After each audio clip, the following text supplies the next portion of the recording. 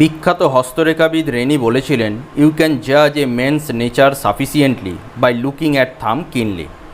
বৃদ্ধাঙ্গুলি মানুষের ব্যক্তিত্বকে নির্দেশ করে, তাই বৃদ্ধাঙ্গুলি যত সুন্দর এবং সুগঠিত হবে তাদের বুদ্ধির প্রকাশ তত বেশি হয়ে থাকে। বৃদ্ধাঙ্গুলিকে মোট 3টি ভাগে ভাগ করা হয়েছে। প্রথম পর্ব থেকে ইচ্ছাশক্তি, দ্বিতীয় পর্ব থেকে যুক্তি এবং তৃতীয় পর্ব অর্থাৎ শুক্রের স্থান থেকে প্রেম বা ভালোবাসাকে বোঝায়।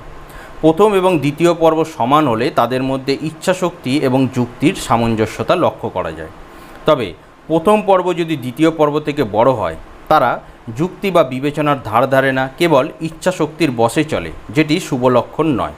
এবং দ্বিতীয় পর্ব যদি প্রথম পর্ব থেকে বড় হয়, তাহলে তাদের মধ্যে ধৈর্য, যুক্তি বা সঠিক প্ল্যানিং থাকলেও তাদের ইচ্ছাশক্তি বা উইল পাওয়ারের অভাবে তারা নিজেদের প্ল্যানিংকে সঠিকভাবে এক্সিকিউট করতে সক্ষম হয় না। তাই বৃদ্ধাঙ্গুলির প্রথম দুটি পর্ব সমান হলে সেটি ভালো।